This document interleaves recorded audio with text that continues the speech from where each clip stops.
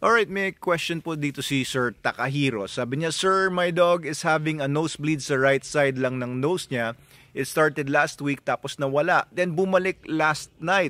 Tapos sabi pa niya na iniisip nila na baka ito ay dahil sa extreme heat. Oo, napakainit nga naman ngayon. Pati yung mga halaman ko, naku, nasusunog yung mga dahon nila.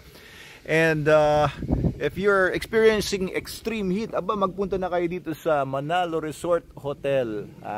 Nandito tayo ngayon. Maraming maaring causes ang nosebleed or epistaxis. Pero ang isang common na dahilan dito sa Pilipinas lalo na is yung tinatawag na blood parasitism or ehrlichiosis or tick paralysis or tick fever. Ayan, or caused yan by the brown dog tick or yung Rhipicephalus. Yung blood parasite na yon, nasa loob yon ng laway ng mga garapata. Yung mga garapata, yung mga matataba na mga sumisip-sip ng dugo sa aso ninyo. Tapos nakakapit siya dun sa balat. Yung mga naglalakad-lakad kasi, pulgas yun o maaaring iba pang mga parasites yun or insekto. Pero yung mga garapata, dumidikit yon. Ngayon, yung mga garapata na yan, kung may dala silang Rhipicephalus or yung brown dog tick, ay pwedeng maglabas yon sa laway niya, papasok sa aso mo nung mga blood parasites, kagaya nga ng Ehrlichia canis or yung mga babesia at iba pa. So tama po na dalhin nyo kagad sa vet ninyo yung inyong aso at ipacheck po ninyo yung dugo niya. Doon makikita kung meron siya mga blood parasites or wala. And usually pag may blood parasites, maagapan naman po yon through a treatment or reresetahan po ng mga antibiotics yung aso ninyo, specific yung antibiotics na yon for yung mga blood parasites na yan. Hindi basta-basta mga antibiotics na iba-iba.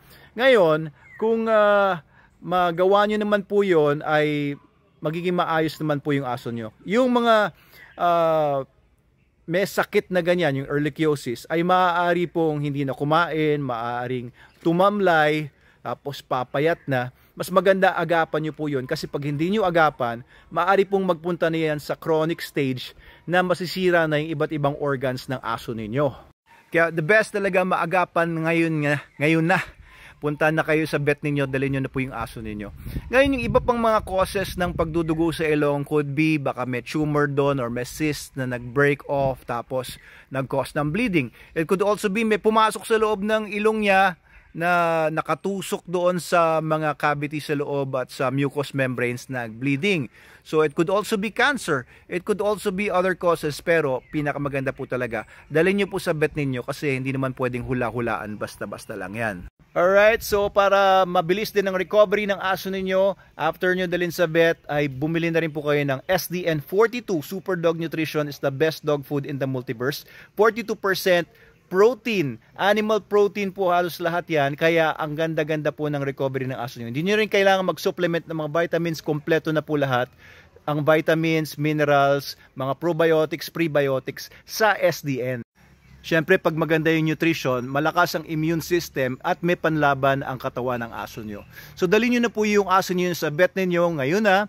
And I wish that maging healthy ang aso ninyo. Gawin nyo lang ang mga ipapagawa sa inyo ng vet ninyo and agapan nyo na po ng mabilis.